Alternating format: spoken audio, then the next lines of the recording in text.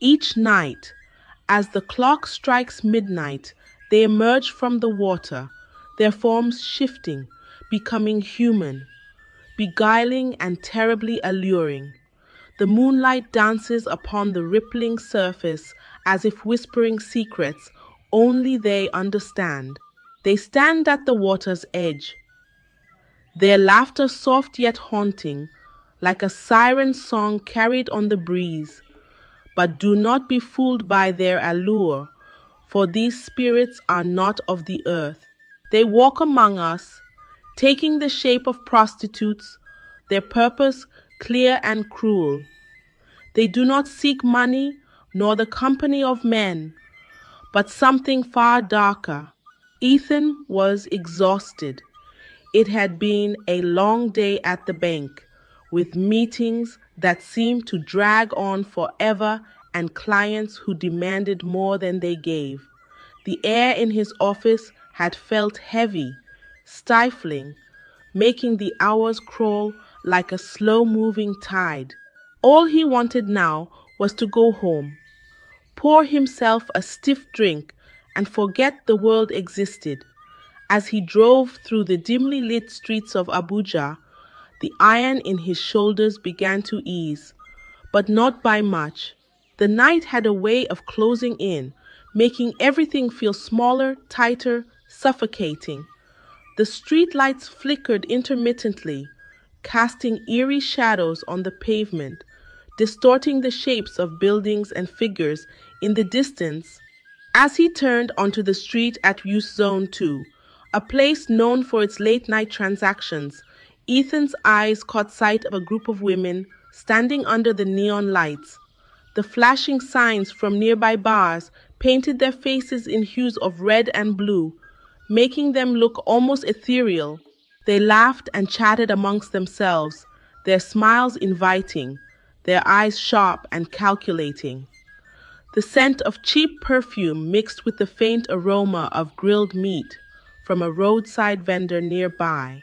He hadn't intended to stop, but something in him, a deep, restless need, made him slow down. Just for a moment, he told himself, just to take his mind off things.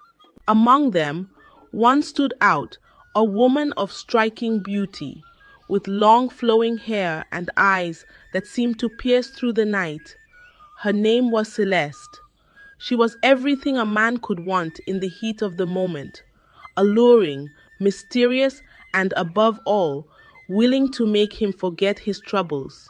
The way she carried herself, poised yet inviting, made it impossible to look away. Ethan didn't think twice. He rolled down his window, exchanged a few words with her, and soon she was in his car, a faint knowing smile playing on her lips. The drive to his house was short, filled with the kind of small talk that neither cared to remember. The leather seats of his car felt cool beneath his fingers as he gripped the wheel a little too tightly. They arrived at his place, and before long they were in his bed, tangled in each other's arms. The scent of her skin lingered in the air, a mixture of something sweet yet unfamiliar. For a while, Ethan felt the weight of the day lift off him, replaced by a sense of blissful surrender. Afterward, with his body spent and his mind at ease, he drifted off to sleep, not knowing that this was exactly what Celeste had been waiting for. The moment his breathing deepened and his body went still, Celeste slowly slipped out of bed. The room was dark, but she moved with the precision of someone who had done this many times before. The faint glow of the bedside clock illuminated her face for a brief moment, revealing an expression both serene and unsettling. She began to murmur softly under her breath, the words of an ancient, forbidden language.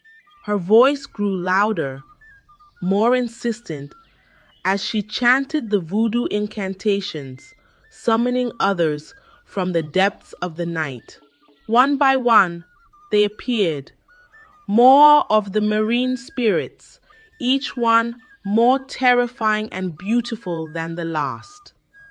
They encircled the bed, their eyes gleaming with dark intent, their voices low and melodic as they joined in Celeste's chant.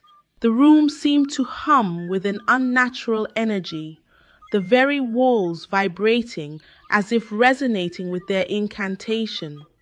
Together, they wove a spell around Ethan, making his sleep so deep that not even the loudest noise could wake him. As he lay there, his body unmoving, they worked their magic. With a final chilling chant, they invoked his spirit, pulling it from his body. His spirit hovered in the room for a brief moment, confused and terrified, before it was sucked into a small toy doll that Celeste held in her hand. The doll's glassy eyes seemed to shimmer for a brief second before returning to their lifeless state. The spirits laughed softly, pleased with their work. They knew that when Ethan woke, he would remember none of this. It would seem to him like a strange, distant dream, the kind that fades the moment your eyes open. But the truth was far more horrifying. His spirit was now trapped, bound to the doll, and there was no escape. With their task complete, the spirits faded away, one by one, leaving Celeste alone in the room. The next morning, Ethan awoke to the scent of something delicious wafting through the house. Still groggy, he stumbled out of bed, expecting to find a quiet, empty home. But instead, there was Celeste humming softly as she moved about the kitchen. The morning light streamed through the windows, giving the scene an almost surreal glow. She had prepared the most amazing breakfast he had ever seen: perfectly scrambled eggs, golden brown pancakes, fresh fruit, and freshly brewed coffee that filled the air with its rich aroma. The plates were arranged meticulously, as if she had done this 1,000 times before. "Good morning," she greeted him with a smile that seemed too perfect, too radiant. The way she looked at him made his heart skip a beat, an unfamiliar warmth settling in his chest. Ethan couldn't help but feel a sense of warmth, a strange comfort in her presence, as though she belonged there. After the exhaustion of the previous day, this felt like a dream, a sweet reprieve from his hectic life. "Make yourself at home, Celeste," he said after taking a bite of the breakfast, his words almost automatic. "I'd love for you to stay another day." She smiled that enigmatic smile again, nodding as if she had expected this. Ethan got ready for work, feeling an odd sense of contentment that lingered from the night before. Celeste's presence had dulled the stress and fatigue, and as he drove to work, he found himself already thinking of coming back to her, of seeing that smile again. But as soon as Ethan arrived at the bank, the day took a dark turn. His boss, a man who had always valued Ethan's dedication and work ethic, summoned him to the office. There was something off in the way his boss looked at him, a coldness that Ethan had never seen before. "Ethan, I'm sorry, but I have to let you go," his boss said, his voice devoid of emotion. Ethan blinked in disbelief. "What? Why? Is there something I did wrong?" The boss simply shook his head. "It's nothing personal, just a decision we had to make. We're downsizing." Ethan stood there, stunned, as his boss went back to his paperwork, as if nothing had happened. It made no sense. He had always been a top performer, respected by his colleagues, yet here he was, being dismissed. The shock on his face was mirrored by his co-workers, who could only offer him sympathetic looks as he gathered his things and left the office, devastated. Ethan drove home, his mind a storm of confusion and disbelief. When he walked through the door, Celeste was there, her presence a beacon in his turmoil. He poured out his frustration, recounting the bizarre and unfair way he had been fired. "It doesn't make any sense," he said, his voice breaking. "I've given everything to that job, and they just threw me out like I'm nothing." Celeste listened, her expression soft and understanding. The flickering candlelight cast long shadows on the walls, adding an air of intimacy to the moment. "I'm so sorry, Ethan," she said, her voice soothing. "You don't deserve this, but maybe it's a sign that you need a break, something to help you unwind. Here, I have something that might help." She reached into her bag and pulled out a small packet of white powder, cocaine. The plastic crinkled slightly in her fingers, the dim light reflecting off its surface like a sinister promise. Ethan hesitated, looking at it with uncertainty. He had never touched drugs before, always priding himself on staying clean. But the pain of the day, the overwhelming sense of loss and confusion made him consider it, just to take the edge off. Celeste urged gently, her eyes glinting with that familiar, eerie light. Her presence was intoxicating, a magnetic force that seemed to draw him in deeper with every moment. Against his better judgment, Ethan nodded and took the packet. It was a slippery slope, one line to ease his pain, and soon he found himself reaching for more.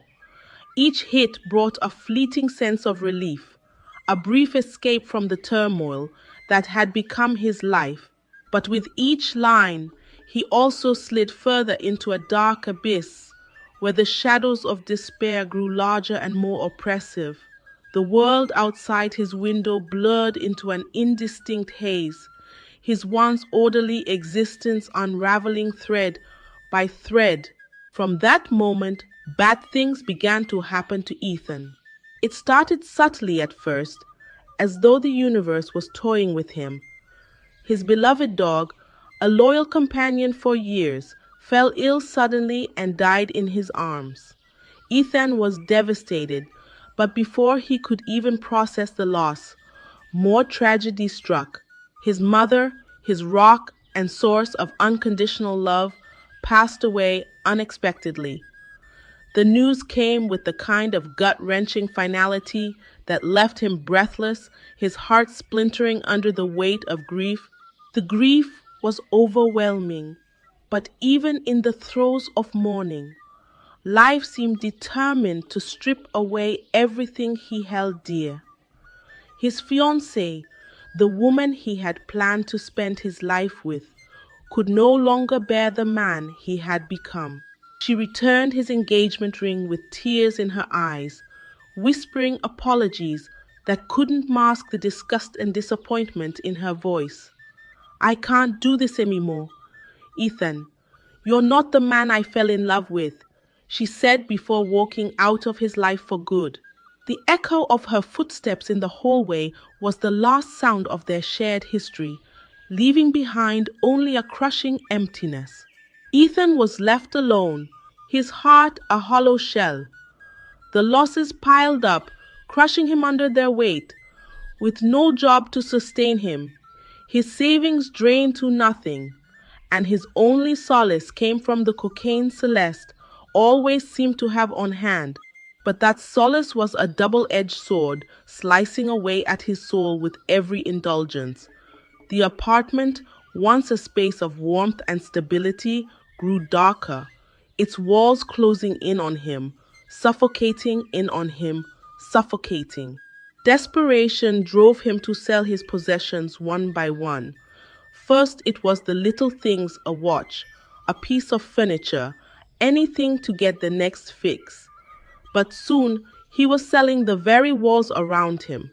His car, his precious belongings that once symbolized a life of success and stability. It was all disappearing, swallowed by the black hole that had become his existence. The reflection he once saw in the mirror, confident and put together, was now a gaunt shadow with hollow eyes and trembling hands. In less than 3 months after meeting Celeste, Ethan had become a shadow of his former self. The confident, well to do banker who had once had his life figured out was now a jobless, hollow eyed addict. His landlord, who had once greeted him with a smile, now pounded on his door, threatening to evict him for unpaid rent. The notices stacked up, each one a grim reminder of his spiraling downfall. Ethan, who had once been on the verge of a new life, with a wife and a future filled with promise, now faced the cold reality of a life in shambles, with no clear path to redemption. Each night Ethan lay in bed, tears streaming down his face as he succumbed to the crushing weight of his despair. Sleep offered no solace, for his dreams had become a twisted reflection of his waking nightmare. He would find himself in a strange water world, surrounded by beautiful women with otherworldly eyes. Their hair floated around them like silk in the current, their smiles both inviting and chilling. They would call to him, their voices sweet and seductive, promising him peace, escape, and pleasures beyond his imagination. Come home, Ethan, they would whisper, their hands outstretched.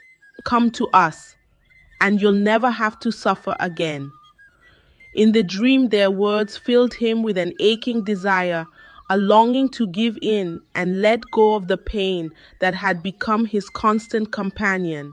But when he woke, he was left with nothing but the echoes of their promises and the cold reality of his crumbling life.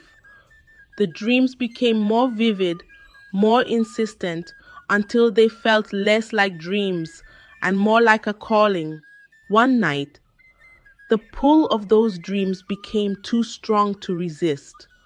The voices had grown louder, more insistent, weaving their way into his mind until he could no longer distinguish them from his own thoughts.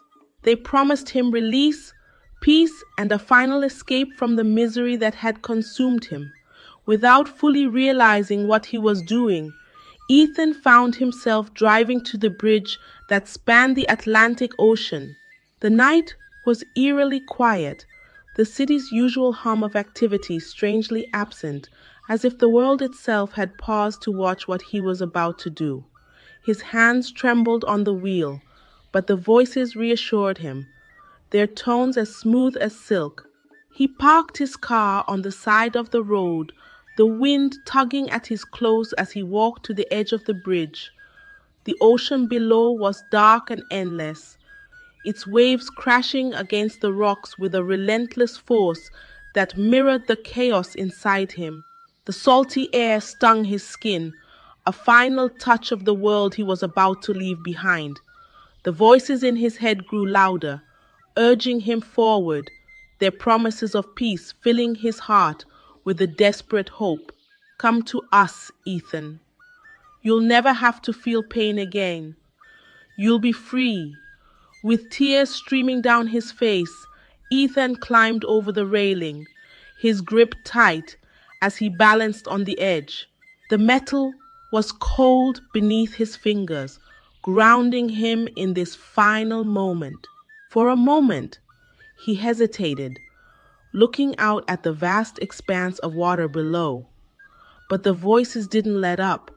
Their allure was too powerful to resist. In that final moment, Ethan let go.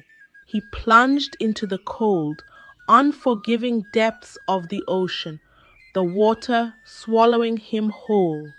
As he sank into the darkness, the voices faded, replaced by an eerie silence.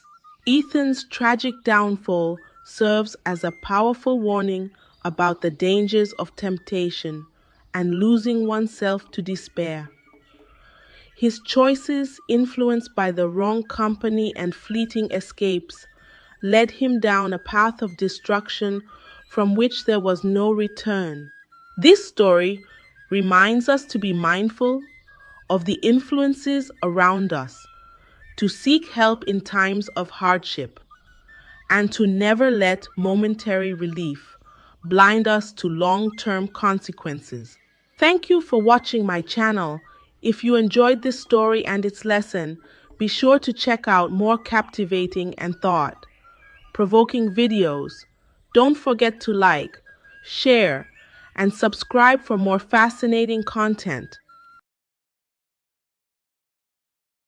I never expected my own father to humiliate me in front of everyone, but there I was, standing in the center of a grand dining hall, surrounded by family members who were dressed in their finest attire. The ornate chandeliers above cast a golden glow across the room, while the polished marble floors reflected the shimmer like rippling water. The air was thick with the scent of roasted meat, expensive wine, and something far more unpleasant: judgment. You're nothing but a disappointment. My father's voice cut through the chatter like a blade. His cold, scrutinizing eyes bore into me, filled with disgust. You're just a failure. The room fell silent. All eyes turned to me. I clenched my fists, my nails digging into my palm. I had come here expecting tension, but not this. My father had always been distant, but this was different. It was personal. His words weren't just meant to scold me. They were designed to tear me apart. He took a step closer, swirling the wine in his glass before scoffing. The deep red liquid caught the light, casting a crimson hue across the white linen tablecloth. Manual labor? Is this really what you've resorted to? Do you have no shame?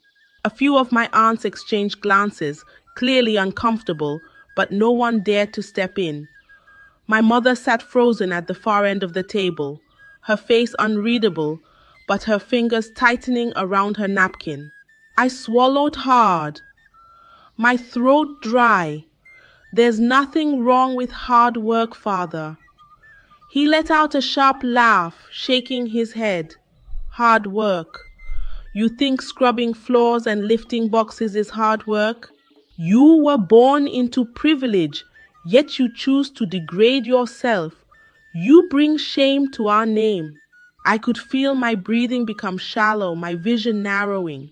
I had spent years trying to prove myself, working tirelessly, but to him, none of it mattered.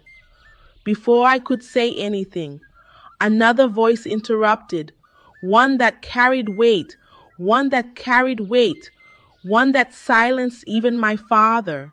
Then you should all know the real truth. The voice belonged to my grandfather. He had remained seated at the far end of the long dining table, quiet throughout my father's tirade. But now, as he slowly stood up, all eyes shifted to him. The carved wooden chair creaked as he pushed it back, the sound echoing in the stillness. Grandfather was a man of few words, but when he spoke, people listened. His silver hair, neatly combed back, gleamed under the chandelier light. His presence commanded respect, like a monarch surveying his court. My father's smirk faltered for the first time. What truth? He asked, voice unsure. Grandfather placed both hands on the table, his gaze sweeping over everyone before locking onto my father. His next words sent a shockwave through the room. The only shame here is yours, not hers. Murmurs erupted. My father visibly stiffened. Grandfather exhaled slowly before continuing, his voice unwavering. You all think you know where wealth comes from. You believe this empire was built by sitting in offices, wearing expensive suits, looking down on those who work with their hands. His eyes gleamed, sharp with something unreadable. Then you should hear the truth. And with that, he began unraveling a story that would change everything. Everyone leaned in, Even my father, who moments ago had been so sure of himself, now looked uneasy. Grandfather glanced at me before turning back to the crowd. This family was not built on luxury. It was built on sweat, blood, and hard work. He straightened, his posture as firm as a statue, and it started with me. I blinked, my heart pounding in my chest. What you see, he continued, when I was younger, I had nothing, not a single coin to my name. Unlike my son here, he shot my father a pointed look. I did not inherit wealth, I built it. Gasps spread across the table, wine glasses trembling in unsteady hands. What are you talking about? My father said, his voice tight, strained with disbelief. Grandfather ignored him. I started as a construction worker. I spent years breaking my back, laying bricks, mixing cement, working under the scorching sun just to survive. Every single penny I made went toward building this family, and I never once felt shame. My heart pounded. I had never heard this before, never even suspected it. Manual labor is not beneath us, he continued. It made us. My father's face paled. That's ridiculous. You always told me you built our wealth through investments. Grandfather chuckled dryly. Investments? His voice turned sharp. The first land I bought, I couldn't even afford. I worked day and night, doing hard labor to gather enough money. That was my first investment. The entire room was in stunned silence. The crystal chandelier above seemed to flicker as though sharing the collective shock. And now he looked at my father. You mock your own daughter for doing what I once did. You ridicule her for working with her hands, just as I did, he scoffed, shaking his head slowly. It is not she who brings shame to this family. It is you, for forgetting where we came from. My father's jaw clenched, his face flushing an angry red. Enough, grandfather said, voice firm. I am not finished. He turned to me, and for the first time that night, I felt something unexpected. Pride. You remind me of myself, he said, and that is why I have made a decision. My stomach flipped. A decision. Grandfather glanced at the rest of the family.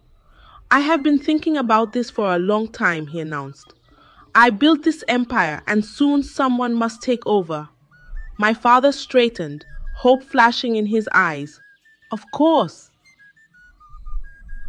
That's always been the plan. No, grandfather cut him off. His eyes met mine. I choose her. The entire room exploded in whispers. My father shot up from his seat, his face red with rage. You can't be serious. Grandfather remained unshaken, his stance unwavering like an ancient oak. I have never been more serious in my life. My breath caught. Grandfather, he held up a hand, silencing me. I have watched you work. I have watched you struggle, fight and persist when others would have given up. That is what a leader needs. My father slammed his glass down, spilling red wine across the white tablecloth. You can't just hand everything over to her. She's not fit to run anything. Grandfather's eyes darkened. And you are. He let the words sink in before adding, you've spent your life living off my success, mocking those who actually work. You have done nothing to deserve this empire. My father's breathing was heavy, his fists clenched. This is a joke. It is justice, grandfather corrected, his voice final and unyielding. I looked at my father, who was seething with resentment. He had always believed he was entitled to everything, and now the rug had been pulled out from under him. This wasn't just about me anymore. It was about proving that hard work was worth something, that no matter where you started, you could build something for yourself. I straightened my spine and met my father's glare with unwavering determination. He wanted to see me as a failure. Then he was about to see just how wrong he was. The room was in chaos. Family members whispered furiously among themselves, exchanging shocked glances. My father's face was a storm of emotions: rage, disbelief, humiliation. I, on the other hand, felt something entirely different. For the first time in my life, I felt seen. Grandfather had chosen me. I had spent years being looked down upon, ridiculed, treated as if I were worthless, and now, in front of everyone, the most powerful figure in our family had declared me his successor. Father, you can't be serious. My father's voice was hoarse, his hands shaking as he gripped the edge of the table. She has no experience, no business sense. She's been wasting her time with menial work. Grandfather exhaled sharply. And what have you been doing? His gaze was piercing. Leeching off my hard work, living in luxury while looking down on the very foundation that gave you that privilege. My father opened his mouth, then closed it. His face turned red. I could feel my heart pounding in my chest. I wasn't sure if it was from exhilaration or fear. This was happening too fast, and I hadn't even processed what it meant yet. Grandfather, I said, my voice coming out steadier than I expected. Are you sure about this? His expression softened as he looked at me. I have never been more certain of anything in my life, but I hesitated. I don't have the business background. I'm not like them. That is exactly why you are the right choice, he said firmly. This family needs someone who understands the value of hard work, not just numbers on a spreadsheet. I swallowed hard. I had always thought of myself as the outsider in this family, the one who didn't belong. But hearing those words from my grandfather made something inside me shift. My father, however, wasn't ready to give up. This is insane, he snapped. I've spent my whole life preparing to take over. She can't just waltz in and take what's mine. Grandfather's eyes darkened. Yours? You think you're entitled to my legacy just because of your last name? He shook his head in disappointment. You were supposed to earn it, and you never did. My father's chest heaved, his face a mixture of fury and panic. He wasn't just losing an inheritance. He was losing control, losing the power he had spent years lording over others. This isn't over, he muttered, his voice dangerously low. Grandfather gave him a hard look. That's up to you. And just like that, the conversation was over. Grandfather sat back down, taking a slow sip of his drink. The room remained tense, but no one dared to challenge him. The weight of what had just happened settled on me.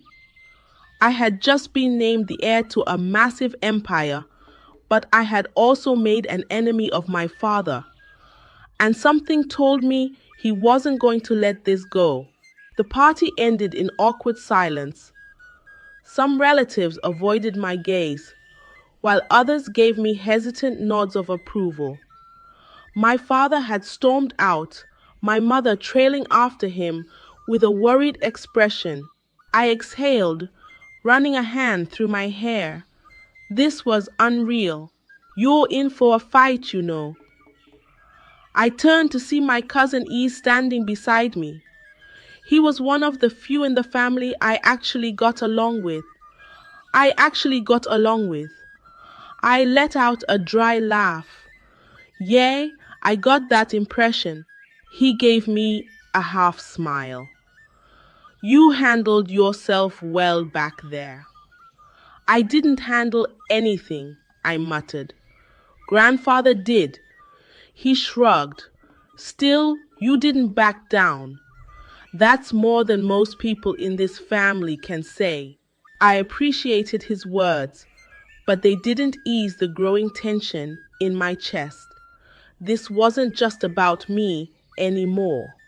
This was about proving that I was worthy of what had just been handed to me, and I had no idea where to start. Before I could say anything else, my phone buzzed. A message from an unknown number. You don't belong in this world. Walk away before it's too late. I felt a chill run down my spine. The battle had begun. The following morning, I woke up to find my name plastered all over the news. Billionaire names unqualified granddaughter as heir. A disastrous decision. The next leader, or a nepotism case gone wrong. Former manual laborer set to inherit family empire. Experts react. My stomach turned. I had never been in the public eye before. Now I was the center of attention for all the wrong reasons. I reached for my phone, heart pounding, as I scrolled through social media. The comments were brutal. She has no business experience. This is a joke. If I were in that family, I'd be furious. She used her grandfather's favoritism to jump the line.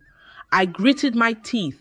I had expected resistance from my father, but now the whole world had an opinion on me. A call came in. A call came in. It was grandfather. I answered immediately. Grandfather, I assume you've seen the news, he said, his voice calm. Yes, I admitted, he sighed. The media will always have something to say. What matters is how you respond. I closed my eyes. And how do I respond? You prove them wrong. It was easier said than done. And, as I would soon find out, my father had no intention of letting me succeed. Over the next week, I was thrown into the deep end. Meetings, financial reports, business jargon that made my head spin. I barely had time to breathe, but I pushed through. I worked late into the night, studying everything I could. I refused to be the failure they expected me to be. Then, one morning, I walked into a board meeting and realized something was wrong. Everyone was whispering, their eyes flicking toward me with barely concealed smirks. I frowned, sliding into my seat. What's going on? My father sat across from me, a triumphant gleam in his eyes. You're about to find out. The CEO cleared his throat. Miss, we have some concerns. I stiffened. Concerns? He slid a document across the table about your handling of the company's finances. I picked it up, scanning the numbers, and my blood ran cold. This wasn't just a minor mistake. It was a disaster. A financial report had been leaked, showing massive losses under my name. Losses I hadn't caused. Losses I hadn't caused. Losses that had been fabricated. A setup, I looked up, and my father was watching me, smiling. Looks like you're not cut out for this after all, he said smoothly. My grip on the paper tightened. This was war, and I wasn't going down without a fight. The air in the boardroom was suffocating. I could feel the weight of every pair of eyes watching me, waiting for me to crumble. My father sat across from me, leaning back in his chair with a smirk that made my blood boil. Well, he drawled, tilting his head mockingly. Do you have anything to say for yourself? I clenched my jaw, my fingers tightening around the document. I scanned the numbers again, searching for something, anything, that would explain how this had happened. These losses weren't real. I knew they weren't. But to everyone else in this room, they were undeniable proof of my incompetence. These numbers are wrong, I said finally, my voice firm despite the storm inside me. I never authorized these transactions. The CEO gave me a pitying look. The documents say otherwise. Miss, I exhaled sharply. Then someone tampered with them. My gaze snapped to my father, and I think we all know who that someone is. Gasps rippled through the boardroom, but my father just chuckled. Oh, sweetheart, he sighed. Blaming others for your mistakes? That's not very professional.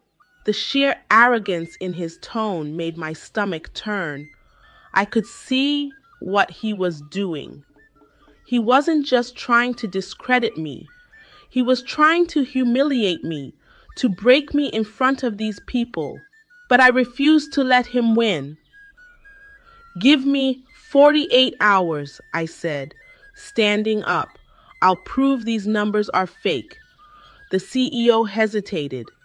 The rest of the board exchanged skeptical glances.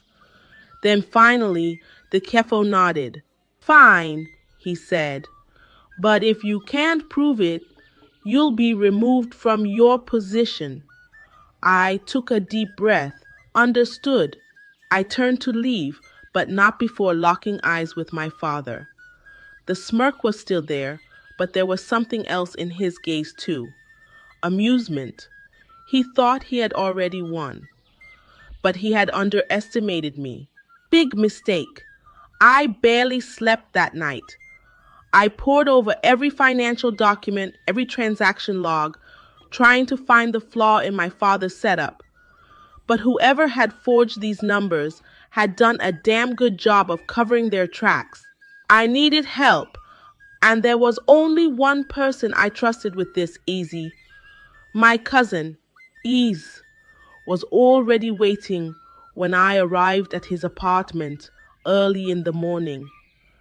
He took one look at my face and sighed. Let me guess. Your father finally made his move. I handed him the files. He's trying to frame me. I have 48 hours to prove this is fake or I'm out. Ease whistled. Damn, he's not playing around. I rubbed my temples, exhausted. Can you help me or not? He grinned. Do you even have to ask? Within minutes, he had set up his laptop, fingers flying over the keyboard as he analyzed the transaction records. I watched in awe. Always, being the tech-savvy one in the family. And right now, I needed every ounce of his skill. An hour passed, then two. Found it, Easy said suddenly.